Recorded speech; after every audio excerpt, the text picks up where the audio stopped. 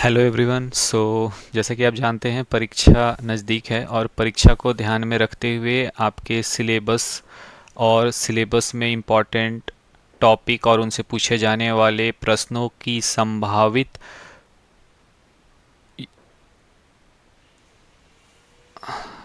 चुनौतियों एवं संभावनाओं को देखते हुए मैं आपको आपके सिलेबस और उसकी बारीकियों के बारे में बताने जा रहा हूँ। तो इस लेक्चर को ध्यान से सुने, समझें और कोशिश करें कि इसमें एक एक पॉइंट जो बता रहा हूँ उसका सही से सदुपयोग कर आप अपने एग्ज़ाम की तैयारी बेहतर तरीके से कर सकें। तो जैसा कि आप देख सकते हैं आज का जो ये सेशन है, अभी का ये जो वीडियो है, इसमें मेनली मैं आपको बताने वाला हूँ सेमेस्टर 2 के बारे में। तो सेमेस्टर 2 का जो फाइनल एग्ज़ाम होगा उस एग्ज़ाम को ध्यान में रखते हुए आपको किस तरह से अपनी तैयारी करनी है, कौन कौन से टॉपिक्स जो हैं उन्हें आपको प्रिपेयर करना है। सबसे पहले यहाँ पर बात करते हैं आपके सिलेबस से रिलेटेड। तो आपका जो पूरा का पूरा सिलेबस है इसे मूल रूप से 5 यूनिट में बांटा गया है। 5 यूनिट कौन कौन से हैं? तो ये 5 यूनिट है। सबसे पहले आपका आ जाता है सोर्सेस, ठीक है, जिसमें आप हिस्टोरियोग्राफी और प्री हिस्टोरिक इंडिया के बारे में पढ़ेंगे। सोर्स मतलब भारतीय इतिहास के स्रोत। दूसरा आ जाता है इतिहास लेखन की प्रणाली और तीसरा आ जाता है प्री हिस्टोरिक इंडिया, ठीक है, प्रागैतिहासिक भारत। उसके बाद आपका नेक्स्ट पॉइंट है यूनिट 2। यूनिट 2 में आप पढ़ेंगे आर्यन सिविलाइजेशन यानी कि आर्य सभ्यता के बारे में।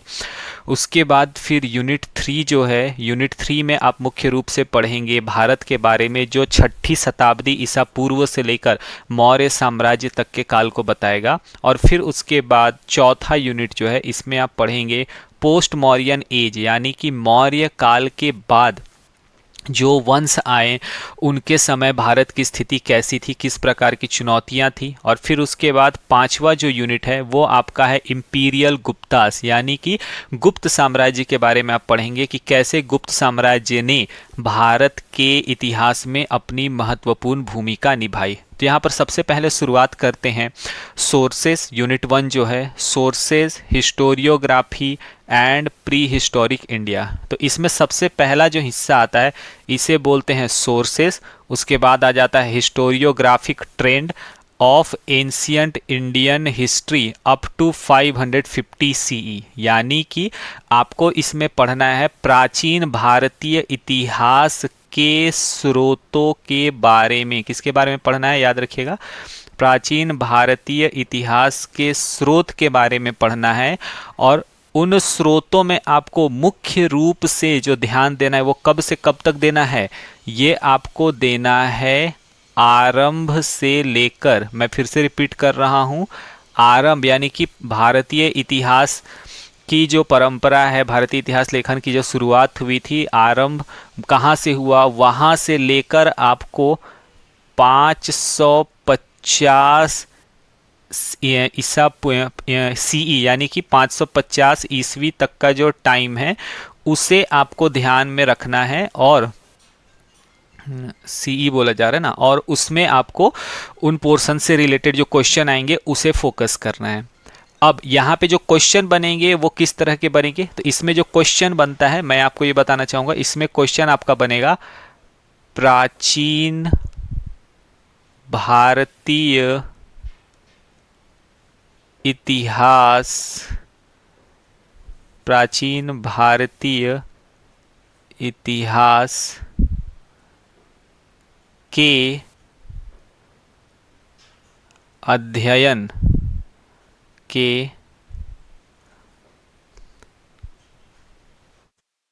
अध्ययन प्राचीन भारतीय इतिहास के अध्ययन में स्रोतों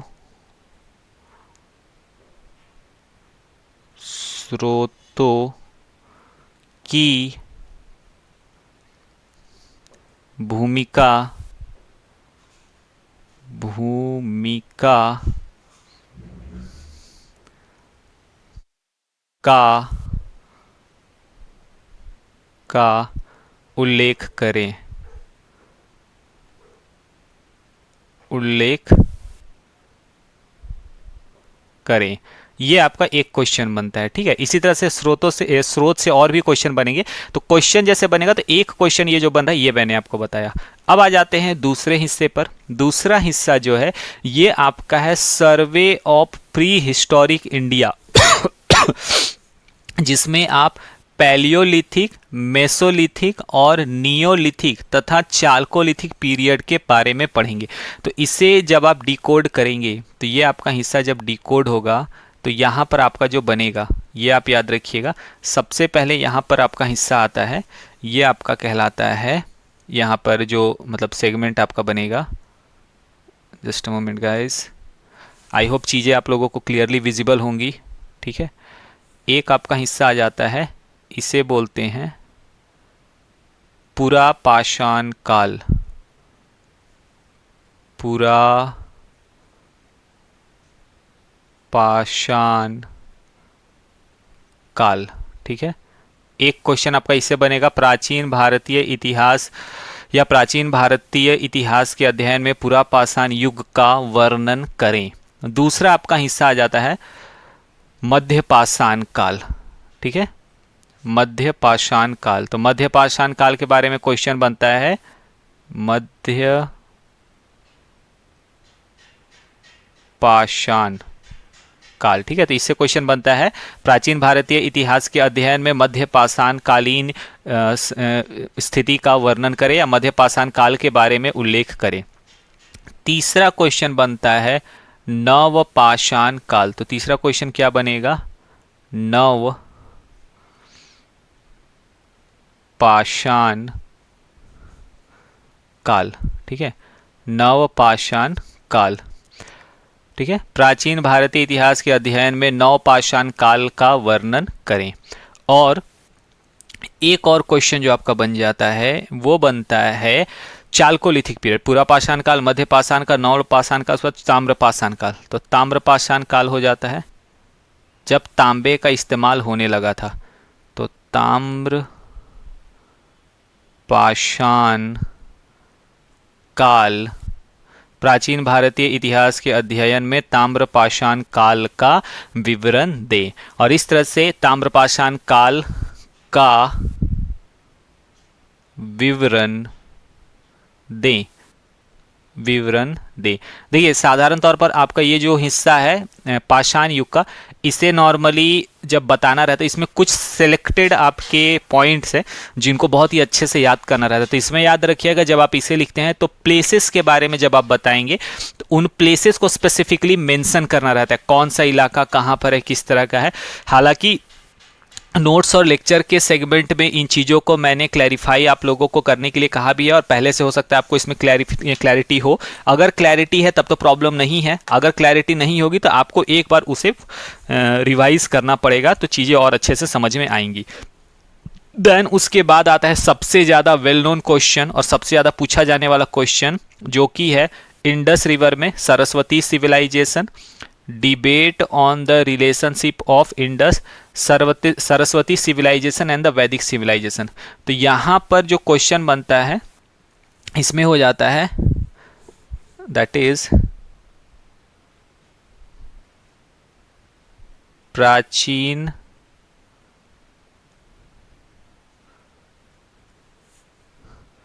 सिंधु, प्राचीन सिंधु घाटी सभ्यता, प्राचीन सिंधु घाटी सभ्यता के, सिंधु घाटी सभ्यता के विभिन्न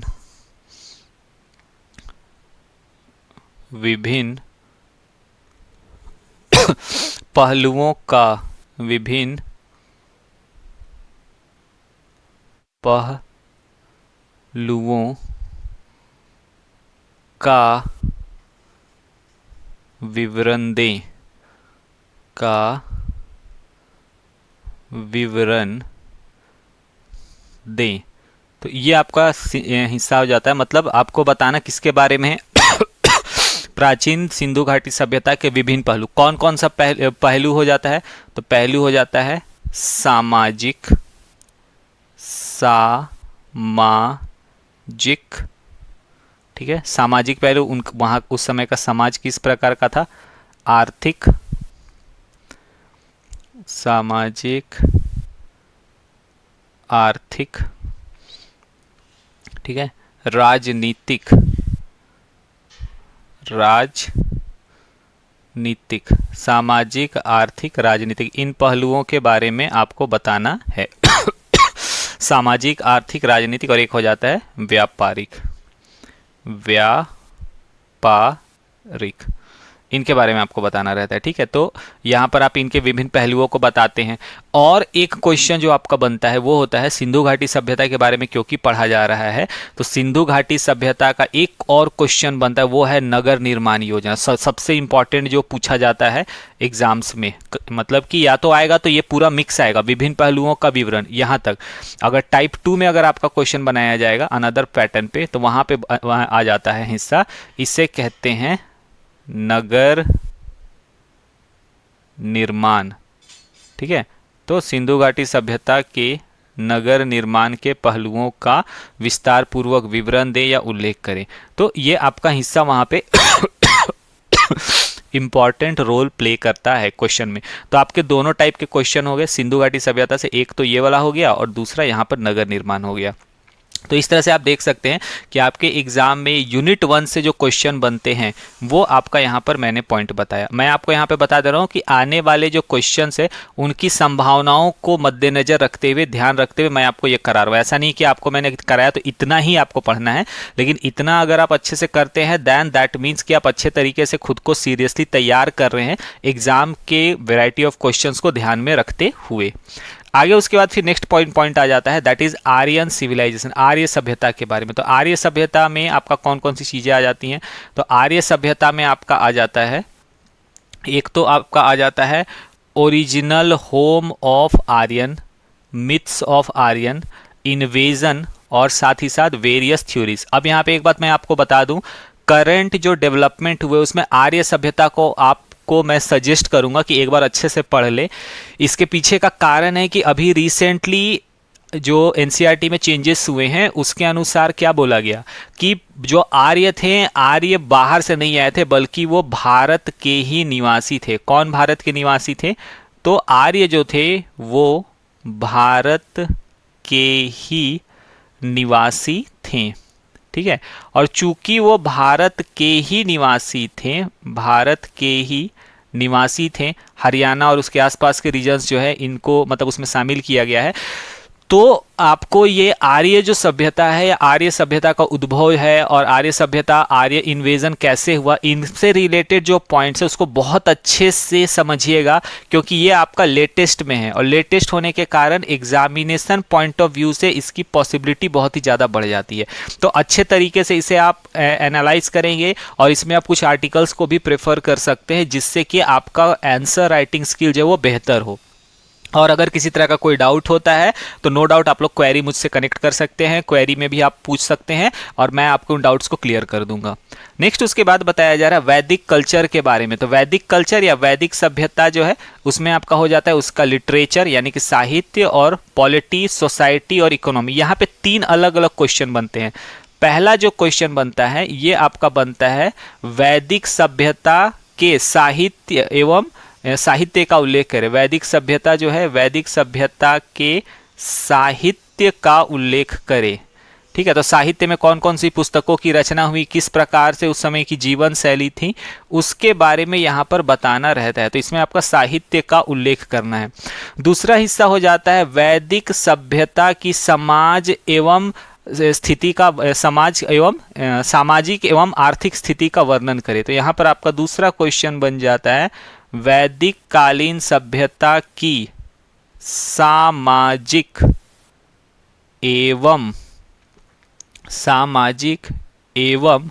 आर्थिक स्थिति का उल्लेख करें, ठीक है। ये आपका दूसरा हो जाता है। तो किसके बारे में बताना है? तो एक हो जाता है आपका सामाजिक और दूसरा हो जाता है आर्थिक स्थिति का उल्लेख करें। ये हो जाते हैं।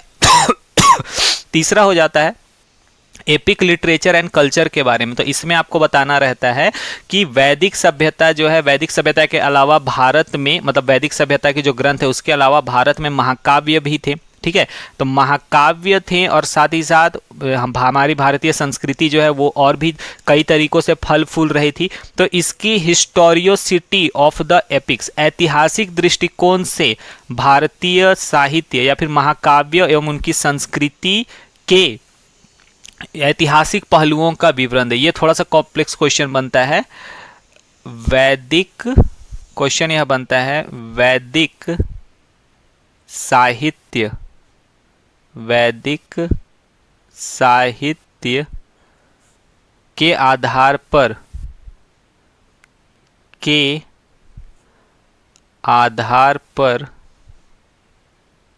के आधार पर ओके, ऐतिहासिक, ऐतिहासिक, ऐतिहासिक क्रम, ऐतिहासिक क्रम एवं या फिर ऐतिहासिक क्रम व इतिहास लेखन, इतिहास लेखन, इतिहास लेखन का विवरण दें, का विवरण दें। ठीक है, ये आपका एक क्वेश्चन यहां पे बन जाता है। इस तरह से बहुत सारे क्वेश्चन बनेंगे। ये सिंपल क्वेश्चन जो बनने की पॉसिबिलिटीज है वो मैंने आपको यहां पर उसके अनुसार दिया। और इस तरह से आपका यूनिट 2 का हिस्सा जो वो कवर होता है।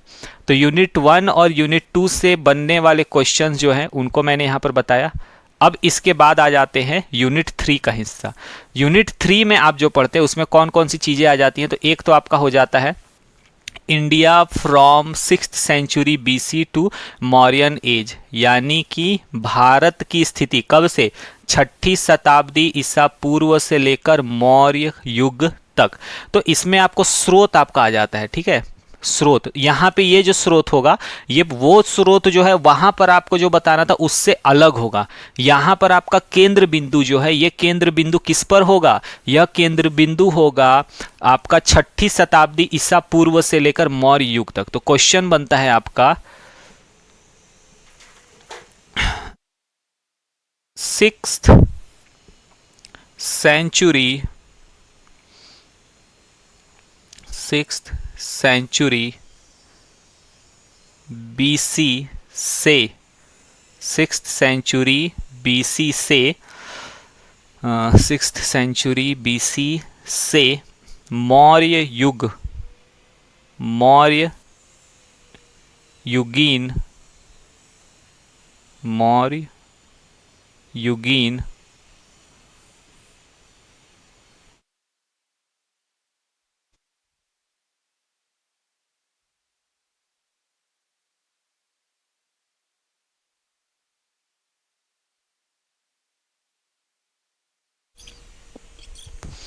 मौर्य युगीन भारतीय सभ्यता, मौर्य युगीन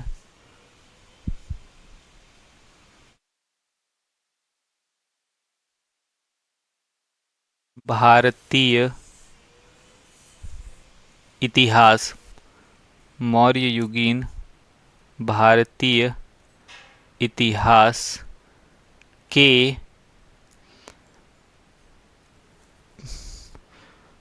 प्रमुख, प्रमुख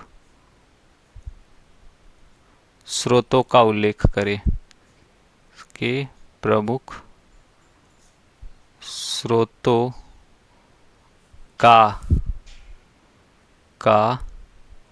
उल्लेख करें, उल्लेख करें। ठीक है, ये आपका क्वेश्चन बनता है मौर्य युगीन। ठीक है, तो मौर्य काल से जो क्वेश्चन बना, ये आपका बनता है कि 6th सेंचुरी बीसी से मौर्य युगीन भारतीय इतिहास के प्रमुख स्रोतों का उल्लेख करें। उसके प्रमुख स्रोत कौन कौन से होंगे, क्या क्या होंगे, इसके बारे में आपको बताना है। ये आपका हिस्सा यहाँ पर हो जाएगा। नेक्स्ट उसके बाद जो क्वेश्चन बनता है, ये बनता है महाजनपद से। तो महाजनपद याद रखिएगा ना, महाजनपद का क्वेश्चन एक अकेला क्वेश्चन है जो बहुत ही ईजी भी है और आसानी से आप इसका आंसर भी कर सकते हैं। फिर आपका आ जाता है Republic and growth of urban centre. ठीक है, व्यापारिक जो नगर थे या फिर आप कह सकते हैं अर्बन जो सेंटर, यानी कि आप इसे कह सकते हैं शहरी क्षेत्र, नगरीकरण, नगरीय विकास, जो नगरीय विकास का उल्लेख करना।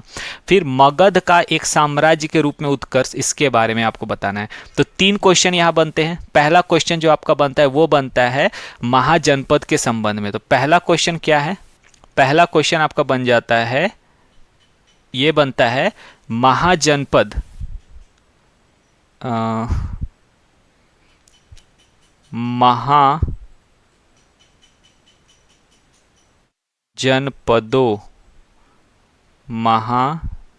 महाजनपदों का विस्तार पूर्वक, महाजनपदों का विस्तार पूर्वक विवरण दें, विवरण प्रदान करें। महाजनपदों का विस्तार पूर्वक विवरण प्रदान करें, एक आपका ये बन जाता है। ठीक है, उसके बाद दूसरा आपका हिस्सा आ जाता है Republic and growth of urban centres. ठीक है, प्राचीन भारत में, प्राचीन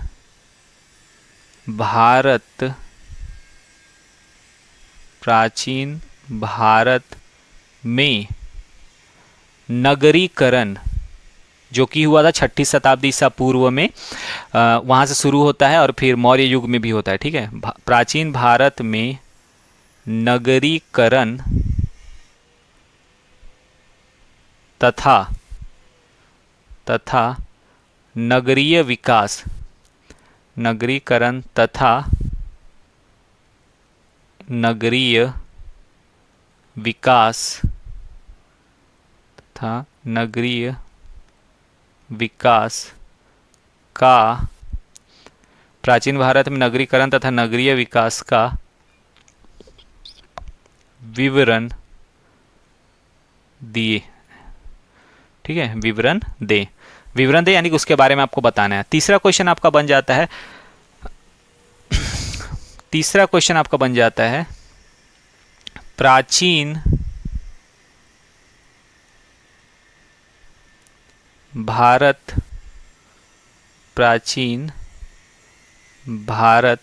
में मगध के एक साम्राज्य के रूप में, एक साम्राज्य, प्राचीन भारत में मगध के एक साम्राज्य के रूप में उत्कर्ष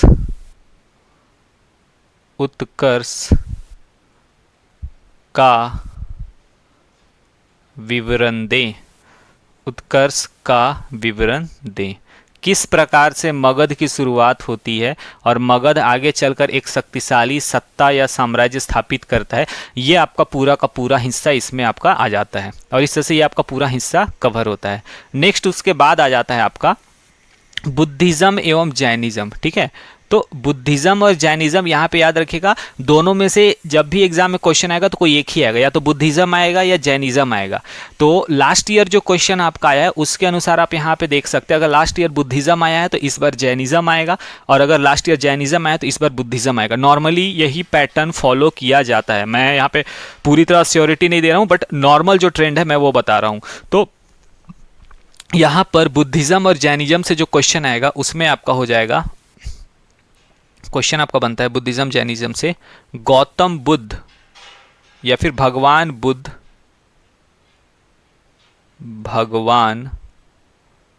बुद्ध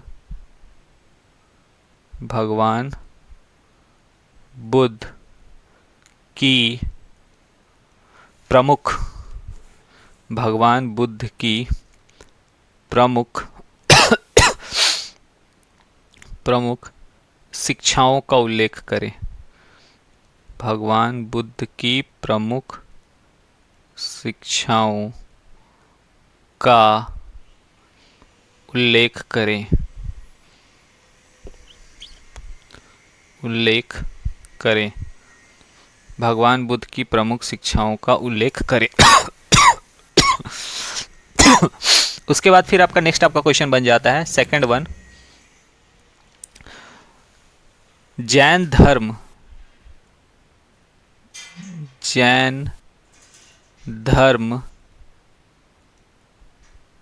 का जैन धर्म का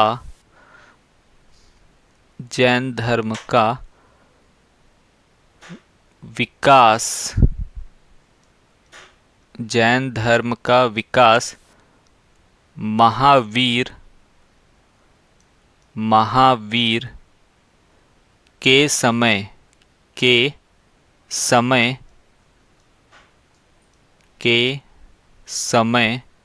सर्वाधिक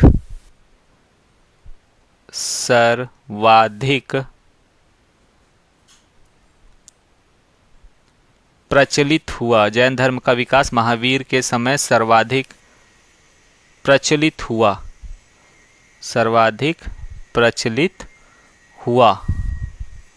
व्याख्या करें। ठीक है, यहाँ पे क्वेश्चन आपसे पूछ रहा है किस चीज में प्रचलित हुआ, ये तो माना ही जा रहा है प्रचलित हुआ। इसके बाद आपको बताना है व्याख्या करना है। व्याख्या करना मतलब इस वाक्य या इस बात को आपको पूरी तरह से एकदम डिस्क्राइब करना है।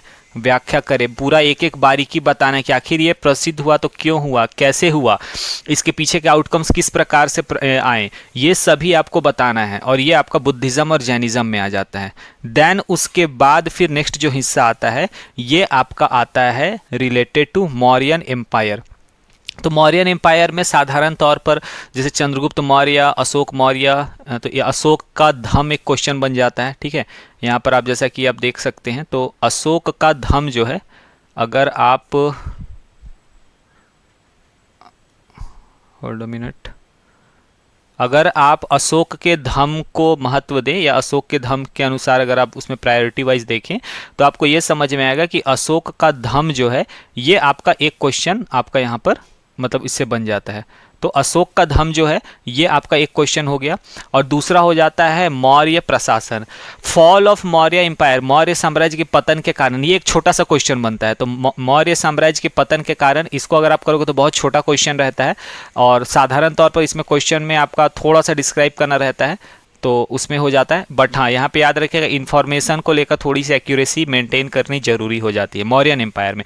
लेकिन मौर्यन एडमिनिस्ट्रेशन ये आपका पूरे के पूरे मौर्य पोर्शन को कवर करता है। तो आप केवल इस अकेले मौर्यन एडमिनिस्ट्रेशन वाले क्वेश्चन को याद करके पूरे के पूरे मौर्यन एम्पायर को कवर कर सकते हो। ठीक है, तो इसका क्वेश्चन जो आपका बनता है ये आपका होता है, इसको अगर आप लिखोगे तो ये आपका होता है मौर्य कालीन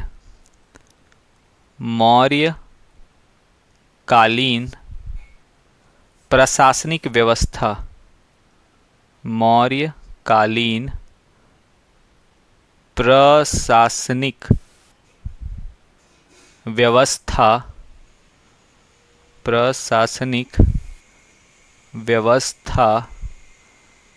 का मौर्यकालीन प्रशासनिक व्यवस्था का विस्तार पूर्वक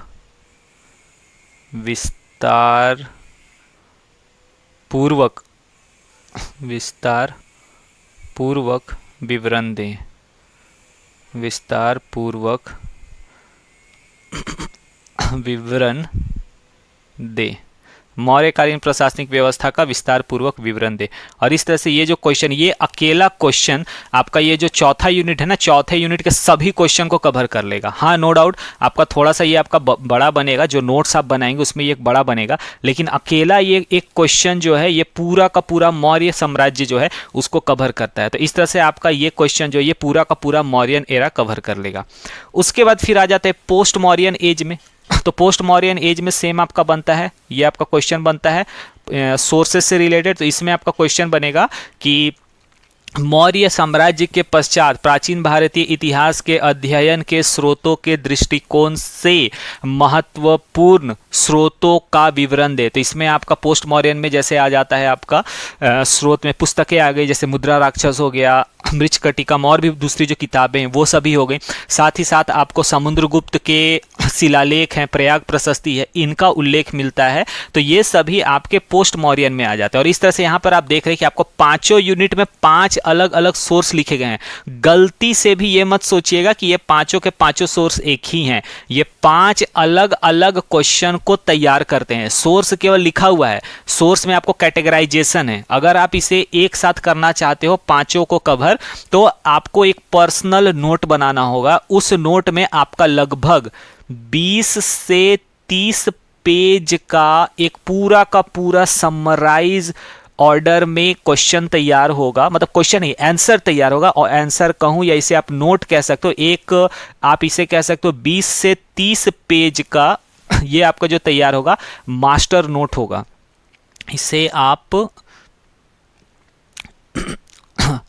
मास्टर नोट के रूप में इस्तेमाल करेंगे, ठीक है। और ये आपको ऑफ कोर्स गाइडेंस के बिना पॉसिबल नहीं है, इसीलिए मैं आप लोगों को बार बार बोलता हूँ, स्टूडेंट्स को भी बोलता हूँ, क्लासेस रेगुलर अटेंड किया करिए। रेगुलर क्लासेस अटेंड करोगे तभी इन चीज़ों को समझाना पाना पॉसिबल, अदरवाइज आप कभी नहीं समझ पाओगे बारीकियों को। तो यहाँ पे आपको 20 to 30 पेज का मास्टर नोट्स तैयार करना होगा। और ये मास्टर नोट जो होगा इसमें एक एक पॉइंट पूरी बारीकी के साथ इसमें आपका रहेगा।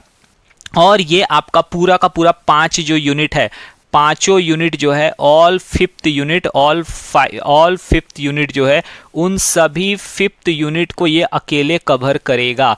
सो द पॉइंट इज कि आपको एक मास्टर नोट तैयार करना होगा जो आपका इसको कवर करे, तभी आप बच पाओगे, या तो फिर आपको 5 अलग अलग क्वेश्चन प्रिपेयर करना होगा। इट्स अप टू यू, आपको जिस वे में समझ में आए उस वे में आप कर सकते हैं। देन उसके बाद फिर नेक्स्ट आता है age of Kushan Shunga Satavahana society and culture, ठीक है। तो इसके बारे में आपका नेक्स्ट हिस्सा आता है, तो आगे इसको प्रोसीड करते हैं। So the point is here as you can see, okay. So let me highlight this one. If I am going through green, so just a moment everyone. अगर मैं इसे पूरी तरह से ग्रीन कर दूँ तो ओके, ये हो गया। Then after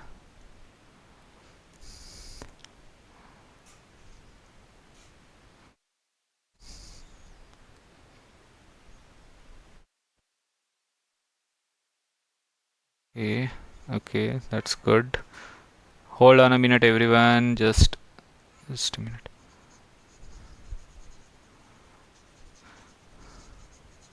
So I think things will be more visible once I'll write here. तो ये चीज़ें आपको ज़्यादा अच्छे समझ में आएंगी। इससे कर देता हूँ, ये आपका हो गया cover. In a way, track on track.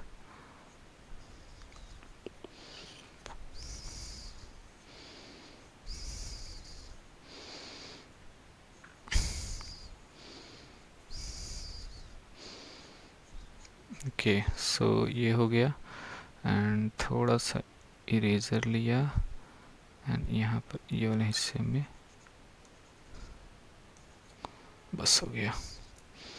And then उसके बाद this one,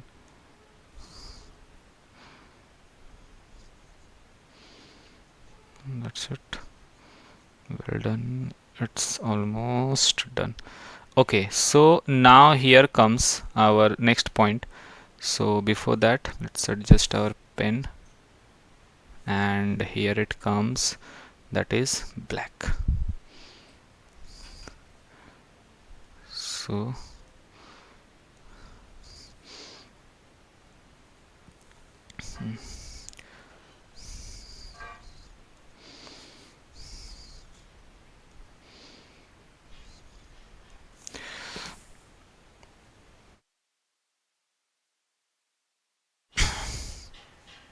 okay, so here it is. Point is next आपका पोर्शन आ जाता है पोस्ट मौर्य, मतलब कि आप कह सकते हैं कि गुप्त उत्तर गुप्त काल या फिर नो नॉट पोस्ट मौर्यन, उत्तर मौर्य काल मतलब मौर्य काल के बाद का युग। तो एक आपका सोर्स का मैंने बता दिया।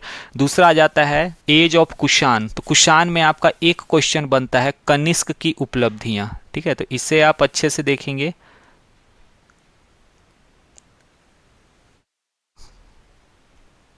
कनिष्क की उपलब्धियों का विवरण करें। ये कई बार पूछा भी गया है, मैं पहले बता दे रहा हूँ। कनिष्क की उपलब्धियों का विवरण दें, का विवरण दें, ठीक है। एक क्वेश्चन ये आपका हो गया, इसे भी आप करेंगे। जब कुषाण वंश के बारे में आएगा ना, तो कुषाण वंश में याद रखिएगा पूरा कुषाण वंश नहीं पूछता है, इसमें आपका कनिष्क ही पूछता है। कनिष्क के अलावा और कोई वैसा कोई स्पेसिफिक आता नहीं, क्योंकि कनिष्क का ही सबसे ज़्यादा योगदान है, तो कनिष्क ही आपका पूछता है। तो कनिष्क के बारे में जानना जरूरी हो जाता है। उसके बाद फिर दूसरा क्वेश्चन आपका बनता है शुंग सातवाहन सोसाइटी कल्चर और आर्किटेक्चर और कॉइन। तो यहाँ पे आपका दूसरा क्वेश्चन जो बनता है वो आपका बनता है सातवाहन कालीन सातवाहन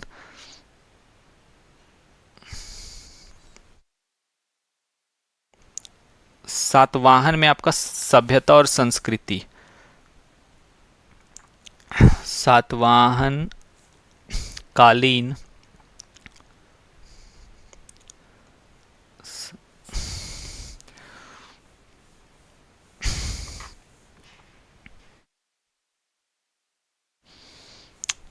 ओके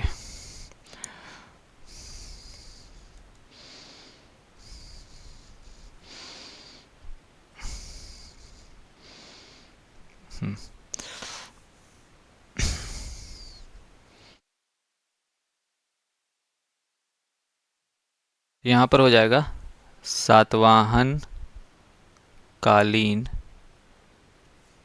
संस्कृति, सातवाहन कालीन संस्कृति का विवरण दें, संस्कृति का विवरण दें। सातवाहन कालीन संस्कृति का विवरण दे, और संस्कृति के साथ ही साथ आप यहाँ पे कॉइन या सिक्कों को भी लिख सकते हैं। याद रखिएगा सातवाहनों में सिक्कों के द्वारा ही इनका इतिहास लिखा गया है, तो इसमें सिक्कों का भी रोल आता है। तो सातवाहन कालीन संस्कृति का विवरण दे और एक सिक्कों का विवरण उसमें आ जाता है। उसके बाद आता है संगम एज। ये क्वेश्चन बहुत अच्छे से करना जरूरी है। संगम एज कई बार क्वेश्चन पूछा गया है। संगम युग का, ये संगम युग का एक ही क्वेश्चन बनता है, उसी में संपूर्ण संगम आपका शामिल होता है। संगम युग का, संगम युग का उल्लेख करें, उल्लेख करें, ठीक है। और उल्लेख या फिर आप इसमें लिख सकते हैं व्याख्या करें, क्योंकि आपको पूरा बताना रहता है, ठीक है। संगम युग कवियों के सम्मेलन को बोला जाता है, ठीक है। युग के का व्याख्या करें, की व्याख्या करें होगा, ठीक है। संगम युग का उल्लेख करें या फिर व्याख्या करें। मैं यहाँ पे फिर से एक बार बता देना चाहूँगा, संगम युग बहुत बहुत इंपॉर्टेंट है। गलती से भी अगर संगम युग कभी भी टॉपिक मिले उसको छोड़िएगा मत। अगर संगम युग छोड़ रहे हैं अगर आप, तो समझ जाइए आप बहुत बड़ी मिस्टेक करें। तो संगम युग तो किसी भी काल में छूटना ही नहीं चाहिए। आप आंख बंद करके एकदम इसको रट लीजिए। संगम युग वो हिस्सा है जो आपको फुल में फुल भी आपको मतलब स्कोर करने में बहुत हेल्प करेगा। फुल में फुल मतलब कि मैक्सिमम मार्क्स गेन करने में, क्योंकि इसमें जो विवरण दिए गए वो बहुत ही यूनिक होते हैं। अलग अलग नामों के साथ। और उसके बाद आपका आ जाता है foreign trade in the post Maurya age, तो इसमें गुप्त काल का भी हिस्सा शामिल हो जाता है। तो ये जो चौथा क्वेश्चन आपका बनता है, ये आपका बनता है,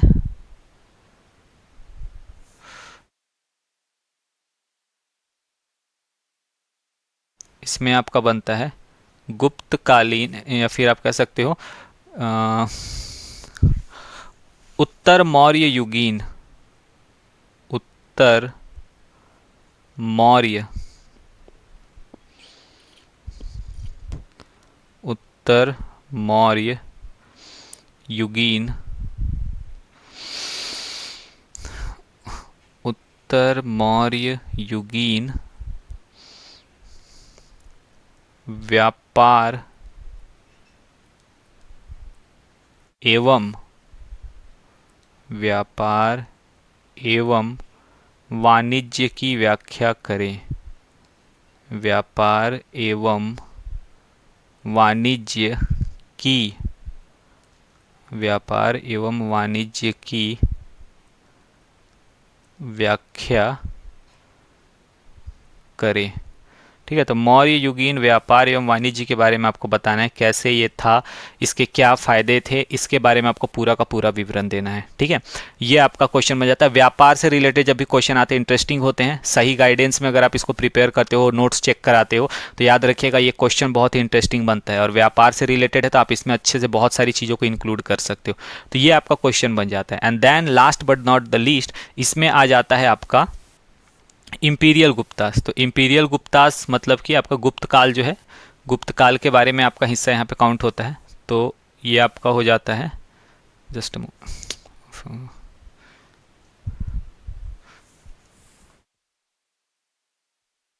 तो ये आपका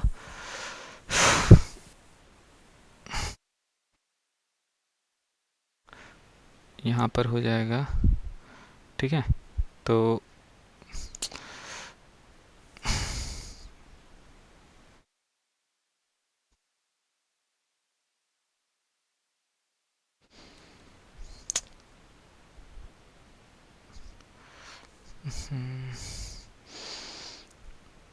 ओके, थिंक थोड़ा सा ये हो चुका है, बट टू से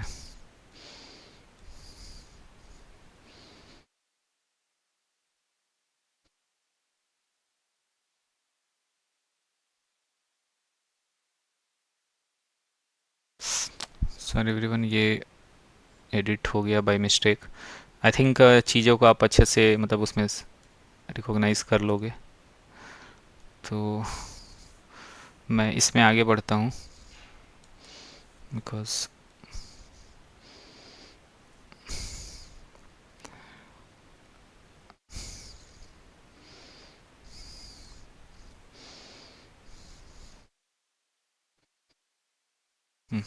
तो यहाँ पे आपका आ जाता है नेक्स्ट हिस्सा जो है, ये आपका है रिलेटेड टू गुप्त तो गुप्त में आपका आ जाता है समुद्रगुप्त। जो एक क्वेश्चन बनता है, ये आपका बनता है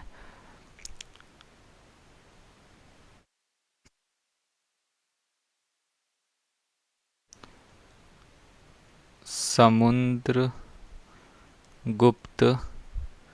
की उपलब्धियों का विवरण दे, समुद्रगुप्त की उपलब्धियों का विवरण दें।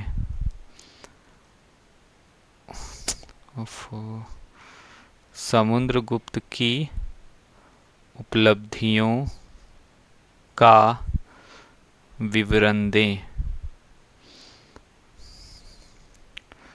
विवरण दें। एक क्वेश्चन ये हो गया।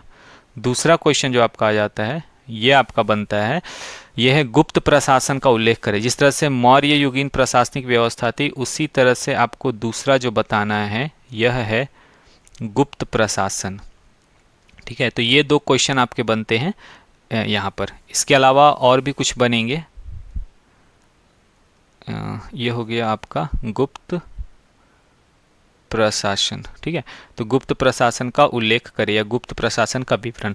तो ये आपके मतलब कि पोर्शंस बन जाते हैं। तो यहाँ पर आपका गुप्त में समुद्रगुप्त की उपलब्धियाँ, समुद्रगुप्त क्योंकि उसमें सबसे इम्पॉर्टेंट हिस्सा है गुप्त वंश में, उसकी उपलब्धियाँ, उसके विजय अभियान बहुत ज़्यादा वेल नोन है। और एक आपका गुप्त एडमिनिस्ट्रेशन, ये 2 हिस्से हो जाते हैं जिन पे आपको की फोकस करना है ज़्यादा। और फिर उसके बाद इसमें एक क्वेश्चन जो आपका बन जाता है वो आपका आता है that is related to like art and architecture, गुप्तकालीन स्थापत्य कला, ये वाला हिस्सा। ठीक है, तो गुप्तकालीन स्थापत्य कला एक हिस्सा ये आ जाता है, कला एवं स्थापत्य का विवरण दे। थोड़ा सा जो आपका एडवांस लेवल का क्वेश्चन बनेगा, एडवांस नहीं, थोड़ा सा आपका इसमें एफर्ट डालने पे ये साइंस एंड टेक्नोलॉजी का एक क्वेश्चन बनता है। तो ये मैं आप लोगों को फिर और डिटेल में जब बताऊंगा तब उसे और डिटेल से एनालाइज करूंगा। तो इस तरह से आपका एग्ज़ाम के पॉइंट ऑफ व्यू से ये क्वेश्चंस है, इतने सारे क्वेश्चंस हैं जो इस तरह के क्वेश्चंस हैं, इनको आपको तैयार करना जरूरी है, अच्छे से पढ़ना जरूरी है। ये आपका एक पेपर का है, मैंने जो अभी आपको बताया ये मैं आपको फिर से बता दे रहा हूँ। आपका सेमेस्टर 2 का मेजर कोर्स MJ2 जो है उसका ये पूरा का पूरा सिलेबस और उसका एनालिसिस है जो मैंने आपको दिया। एंड उम्मीद करता हूँ मैं कि ये जो वीडियो है इसे देखने के बाद आसानी से आप चीज़ों को समझ पाएंगे और उसका इस्तेमाल करके, सदुपयोग करके आप अच्छे तरीके से अपने एग्ज़ाम के लिए प्रिपेयर कर पाएंगे। किसी भी तरह का कोई डाउट, क्वेरी या क्वेश्चन है तो आप नो डाउट हमसे कांटेक्ट कर सकते हैं। हमारे क्वेश्चंस, जो आपके क्वेश्चंस रहेंगे उन सभी क्वेश्चंस का जो डाउट है उसे भी हम लोग रिजॉल्व करेंगे, उसे मैं रिजॉल्व करूंगा। और साथ ही साथ आपको इस बात को मैं पूरी तरह इंश्योर करूंगा कि आपका अच्छा से अच्छा राइटिंग स्किल डेवलप हो जो आपको ज़्यादा से ज़्यादा मार्क्स स्कोर करने में मदद करे। तो मैं आशा करता हूँ, उम्मीद करता हूँ कि आपको ये लेक्चर समझ में आया होगा। अगर आपको ये लेक्चर समझ में आया तो चैनल को ज़रूर से लाइक करें, सब्सक्राइब करें और साथ ही साथ अपना कमेंट भी दें ताकि मैं इसी तरह के एजुकेशनल वीडियोस आपको प्रोवाइड कर सकूं और आपके लिए उपयोगी कंटेंट लगातार आपको उपलब्ध कराता रहूं। तो इसी के साथ मैं आपसे इजाज़त चाहता हूं। जल्द मुलाकात होगी आपसे, आपके सिलेबस और आपके questions examination point of view से जो भी है उनसे रिलेटेड डिटेल लेक्चर के साथ। तब तक के लिए जय हिंद, जय भारत।